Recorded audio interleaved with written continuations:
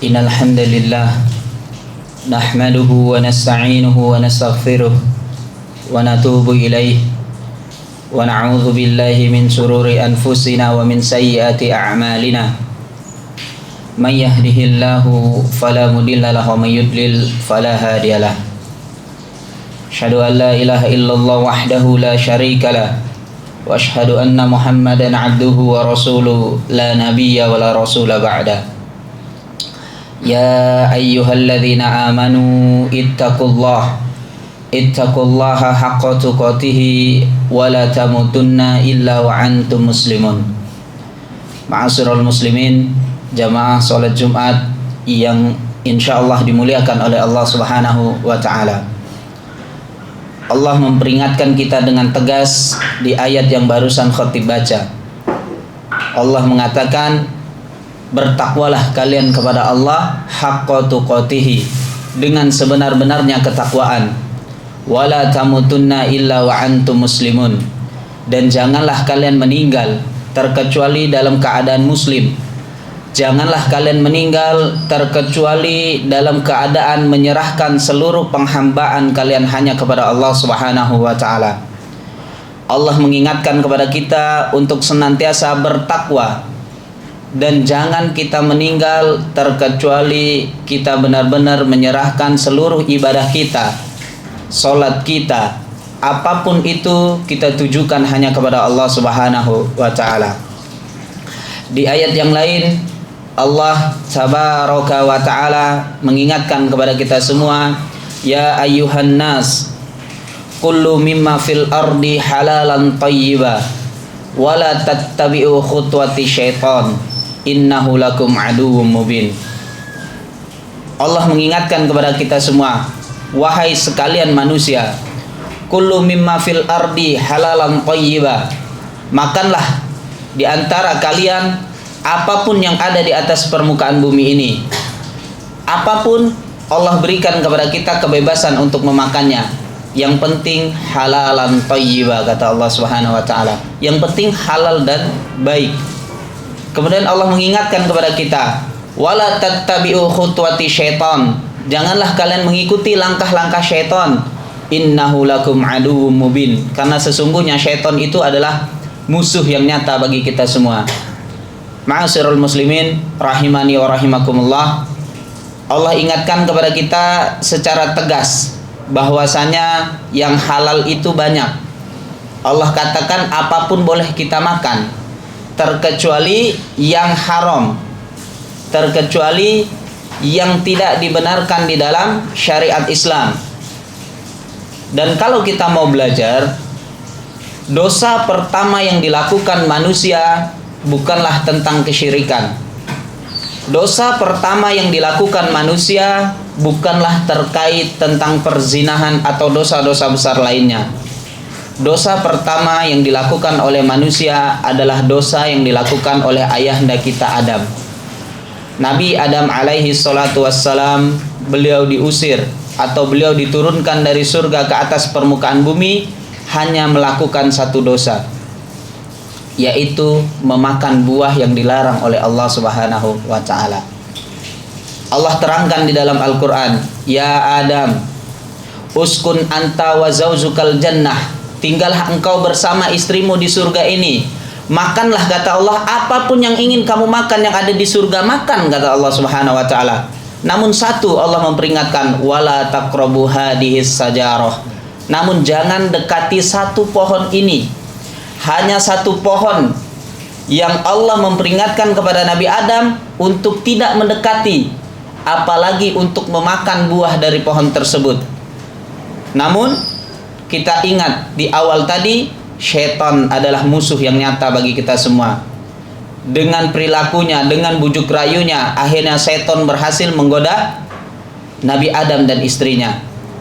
Bahkan Al-Imam Ibnu Katsir di dalam kitab Bidayatun wa Nihayah, beliau mengatakan, ayah kita Adam itu tidak sampai memakan buah yang dimaksud. Ayah kita Adam tidak sampai memakan hanya satu gigitan. Satu gigitan, tapi cukup bagi Allah Subhanahu wa taala menurunkan ayah kita ke atas permukaan bumi ini dari surganya Allah Subhanahu wa taala. Lalu bagaimana dengan kita jamaah? Berapa banyak harta haram yang sudah kita makan?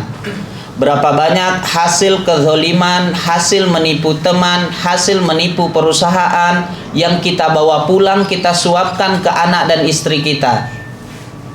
Berapa banyak yang misalkan kita tahu akad kerja kita masuk jam 8 pulang jam 5, tapi kita sengaja datang jam 9, kita sengaja pulang jam 4. Berapa banyak di antara kita yang sengaja berhutang tapi tidak mau bayar? Maka berhati-hati jamaah. Ma'asyiral muslimin rahimani wa rahimakumullah.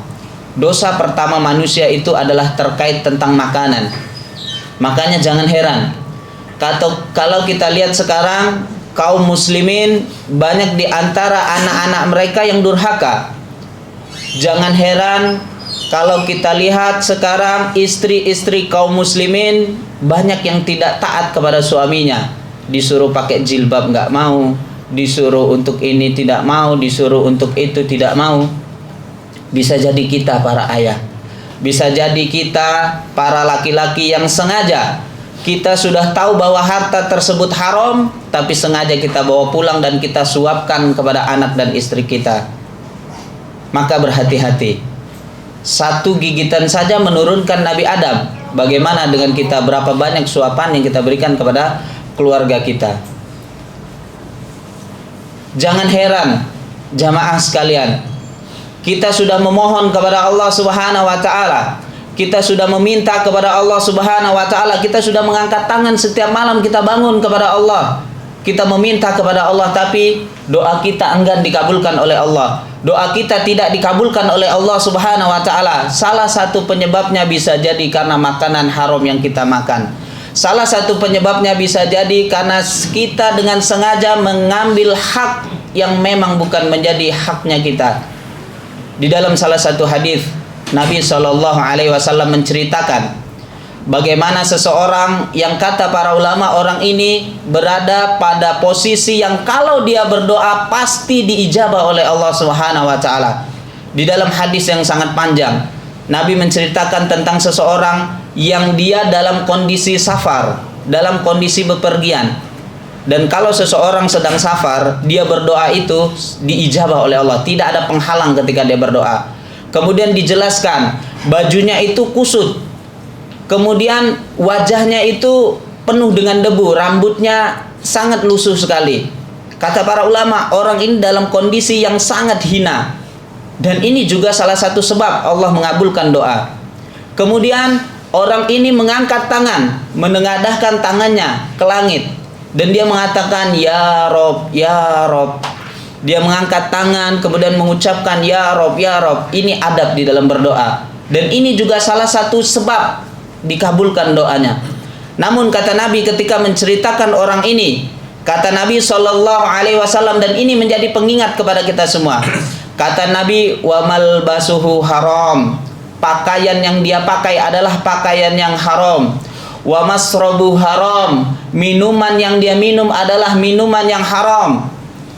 Wa mat'amuhu haram. Makanan yang dia makan adalah makanan yang haram. Wa ghudiya bil haram. Dan apa yang melekat pada orang tersebut adalah sesuatu yang diharamkan oleh Allah Subhanahu wa taala. Kemudian kata Nabi, fa inna yastajabulah. Lalu bagaimana cara Allah akan mengabulkan permohonan orang ini? Kita tahu kondisi orang ini adalah yang akan diijabah, tidak ada penghalang. Tapi karena dia menggunakan sesuatu yang haram pada dirinya, dia makan makanan yang haram, dia minum minuman yang haram, pakaian yang dia pakai adalah hasil dari menipu saudaranya. Bagaimana Allah akan mengabulkan doanya? Maka salah satu sebab yang harus kita ketahui tidak atau terhalangnya doa kita, belum terkabulnya doa kita bisa jadi disebabkan karena makanan yang kita makan. Bisa jadi belum benarnya kita dalam mencari rizki. Bisa jadi dengan sengajanya kita mengambil hak teman kita yang memang itu bukan menjadi hak kita. Barakallahu li wa lakum.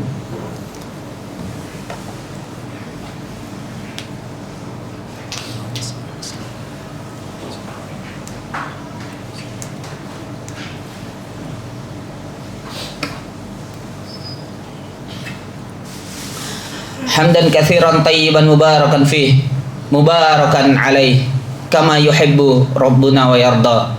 Asyhadu an la ilaha illallah wahdahu la syarika lah. Asyhadu anna Muhammadan abduhu wa rasuluhu la nabiyya wa la rasula ba'da. Kalau yang pertama tadi sebab doa kita tidak terkabul karena harta yang haram yang sengaja kita bawa pulang, maka yang kedua ini sebenarnya cukup menjadi pengingat buat kita semua, menjadi pengingat buat khatib, buat kita semua. Mari kita jadikan Jumat kali ini titik balik untuk kita mendekatkan diri kita kepada Allah, titik balik untuk kita memperbaiki cara kita dalam mencari rizki. Nabi mengingatkan kepada kita semua, ajmilu fit tolab, perbaiki cara kalian dalam mencari rizki. Nabi mengingatkan kepada seorang sahabat bernama Ka'ab ibn Ujrah. Nabi mengingatkan, ya Ka'ab ibn Ujrah, kullu lahmin nabata min suhtin fannaru aulabih. Wahai Ka'ab, sesungguhnya daging yang tumbuh dari harta yang haram, maka neraka lebih berhak atas daging tersebut. Ini tamparan keras bagi kita semua. Kalau kita masih sengaja menyuapkan anak kita dengan harta yang haram, maka artinya kita sengaja mendorong anak kita ke jurang api neraka. Kalau kita masih dengan sengaja membawa harta yang haram kita berikan kepada orang tua kita, kita berikan kepada istri kita, maka dengan sengaja kita menjerumuskan mereka ke nerakanya Allah Subhanahu wa taala, wa iyadzubillah. Ma'asyiral muslimin rahimani wa rahimakumullah, terkait masalah rizki harus kita pahami bahwa Allah memiliki nama dan sifat Ar-Razzaq. Allah lah yang memberikan kepada kita rizki, Allah lah yang menanggung akan rizki kita, Allah lah yang mencukupi segala kebutuhan kita, dan seseorang tidak akan diwafatkan, kata Nabi SAW, sampai Allah cukupkan rizkinya. Sebagai contoh, kalau seandainya salah satu di antara kita diberikan jatah rizki 1 triliun selama hidupnya dari awal sampai meninggal dunia, maka 1 triliun ini tidak akan berkurang dan tidak akan bertambah. Tapi ketika jatah 1 triliun ini ditambah dengan yang haram, maka dia juga tidak akan bertambah. Jatah 1 triliun ketika kita masukkan 500 miliar yang haram, maka yang halal menjadi 500 miliar, yang haramnya 500 miliar, dan ini akan dipertanggungjawabkan di hadapan Allah Subhanahu wa taala. Semoga Allah menjaga kita semua, memberikan kepada kita rizki yang halal, rizki yang berkah, yang mana rizki ini ketika kita bawa pulang menjadi kebaikan buat keluarga kita. Innallaha wa malaikatahu yusholluna 'alan nabi ya ayyuhalladzina amanu shollu 'alaihi taslimat. Allahumma sholli ala Muhammad wa ala ali Muhammad kama shallaita ala Ibrahim wa ala ali Ibrahim innaka Hamidum Majid. Wa barik ala Muhammad wa ala ali Muhammad kama barakta ala Ibrahim wa ala ali Ibrahim innaka Hamidum Majid. Allahumma fir lil muslimina wal muslimat al ahya minhum wal amwat innahu qaribu mujibu da'wat la qadiyal hajat. Rabbana zalamna anfusana wa illam taghfir lana la tarhamna lanakunanna minal khasirin. Rabbana atina fid dunya hasanah wa fil akhirati hasanah dan wa qina azabannar. Sallallahu ala nabiyyina Muhammad. Assalamualaikum warahmatullahi wabarakatuh. Aqimis shalah. Allahu akbar, Allahu akbar, asyhadu an la ilaha illallah, asyhadu anna Muhammadar Rasulullah, hayya as-salah, hayya al-falah, qad qamatis salat, qad qamatis salat. Allahu akbar, Allahu